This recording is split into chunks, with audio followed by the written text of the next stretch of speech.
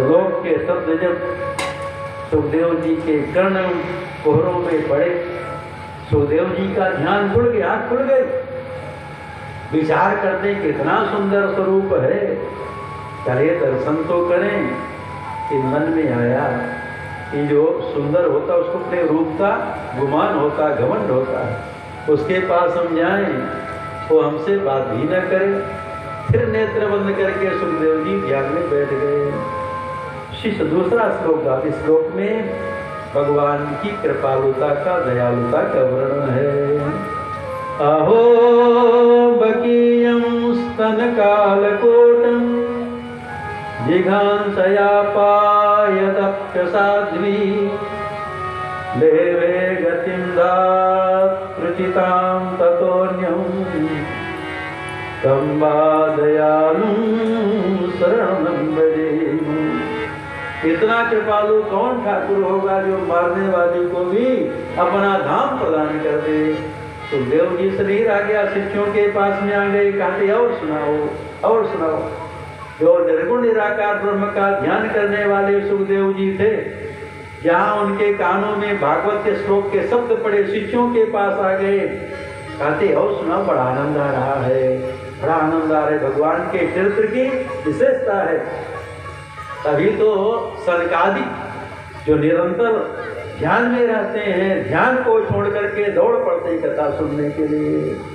जीवन मुक्त ब्रह्म पर चरित सुनहि तज ध्यान, जे हरि कथा न करहि रति, तिनके ही आसान।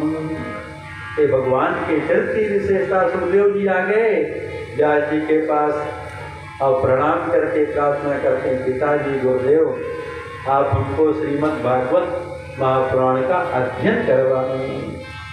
व्यास जी प्रसन्न हो गए और सुखदेव जी को भागवत महापुराण का अध्ययन करवाते हैं।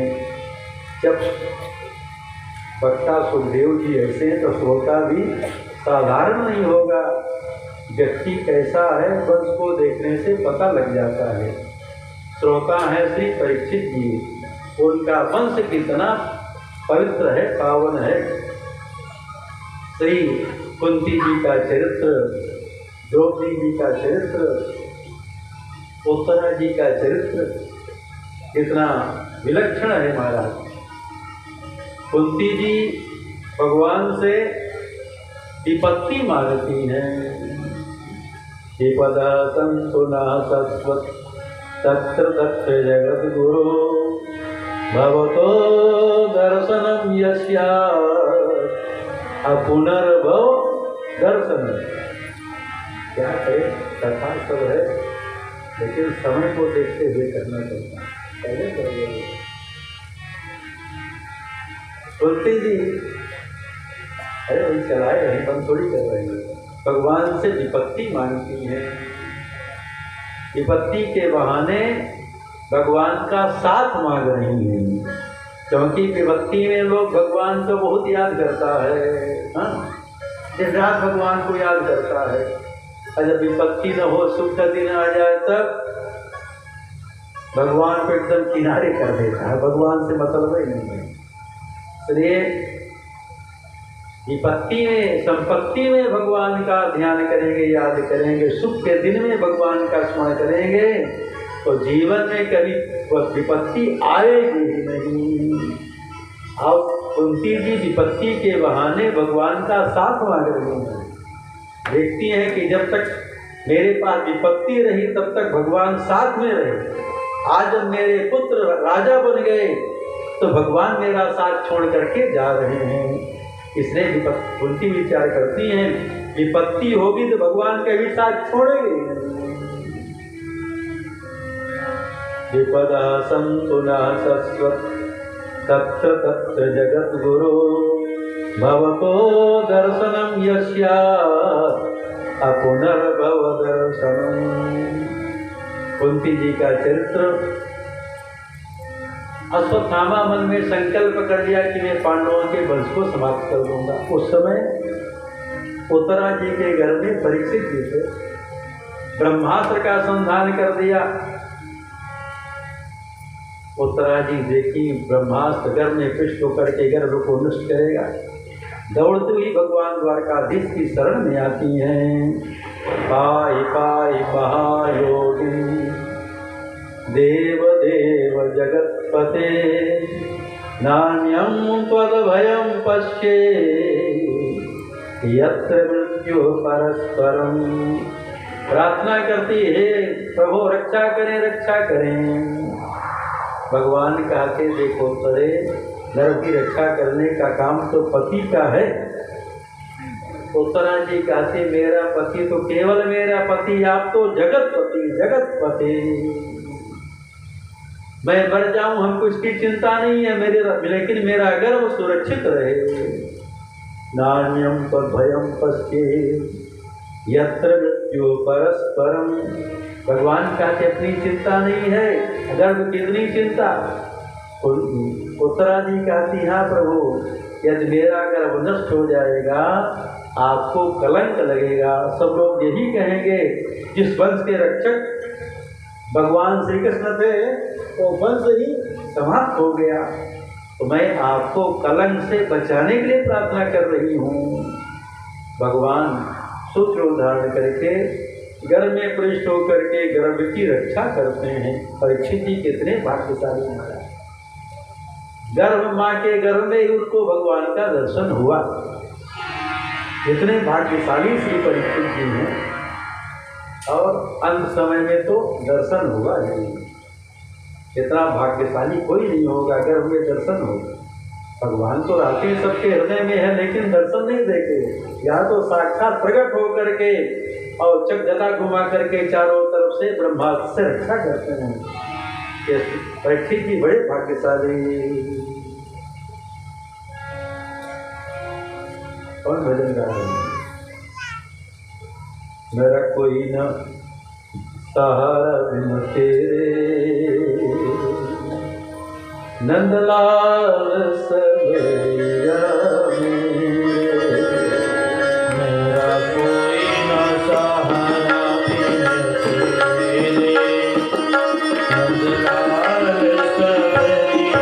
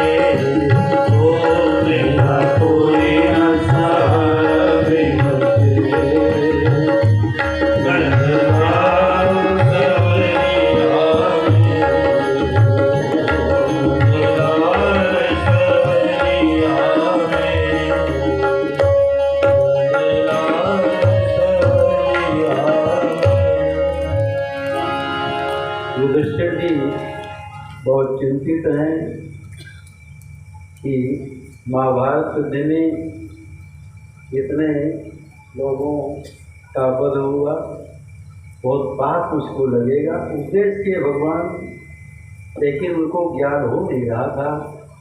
इसलिए उपदेश प्राप्त करने के लिए भीष्म पितामह के पास लेके चलते हैं। भगवान श्री कृष्ण कहते, देखो युधिष्ठिर जी, ये भरतवर्षी सूर्य अस्ताचल की ओर जाने वाला है, आप चलें कुरुक्षेत्र में भीष्म पितामह से ज्ञान प्राप्त करें। भीष्म पितामह कुरुक्षेत्र में बाण की सैया में लेटे थे, बड़ा कष्ट था, बाण की सैया थी और तब विधा हुआ था उनके शरीर में, और उससे रक्त निकल रहा था, सिर के तरफ बाण थोड़ा ऊंचा था। पहले से अनेक ऋषि महर्षि वहाँ थे, ब्रह्मर्षि, देवर्षि, राजर्षि, कांडर्षि सब वहाँ उपस्थित थे। पर्वतो नारदो धौम्यो भगवान वादरायण बृहदस्व भरद्वाज सशिष्यो रेणुकासुतः वसिष्ठ केन्द्रप्रमदस्थितो दृष्टमितोषितः कक्षीवान् गौतमोत्तृष्य कौशिकोत सुदर्शनः अन्ये च मुनियो ब्रह्मणि ब्रह्मरातो राकादयो मला शिष्यैरुपेताया जगमुः कश्यपाङ्गिरसादयः। अनेक ऋषि महर्षि पहले से उपस्थित थे। भगवान श्री कृष्ण पांडवों को साथ में और भीष्म पितामह प्रतीक्षा कर रहे थे। उनके नेत्र बड़े व्याकुल थे, विचार करते सब लोग तो आ रहे हैं लेकिन अभी वो नहीं आया, जिसका मैं दर्शन प्राप्त करना चाहता हूँ, अभी वो नहीं आया।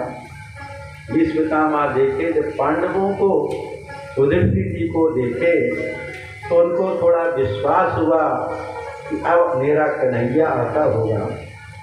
भीष्म पितामह देखे भगवान श्री कृष्ण अपने सखा अर्जुन के गले में हाथ डाल करके पीताम्बर फटकारते हुए अपनी घुंघराली काली काली अलकावलियों को जो उनके मुखारबिंद में आ रही थी पीछे फटकारते हुए मंद मंद मुस्कुराते हुए आ रहे हैं।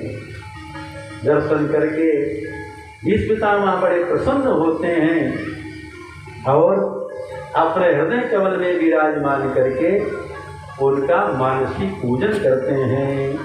हृदिस्थं पूजयामास मायोपात विग्रहं कृष्णं चातत्प्रभावज्य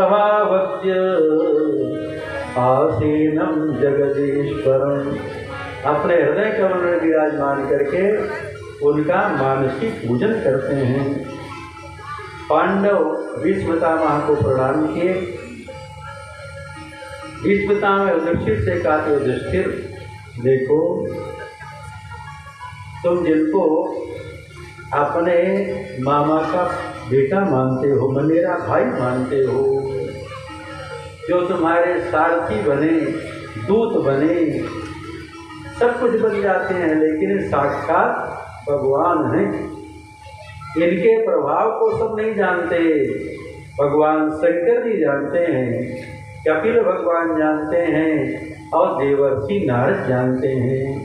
केश वै भगवान साक्षात आद्यो नारायण पुमान् मोहयन मायालोकं गूढ़श्चरति विष्णुषु।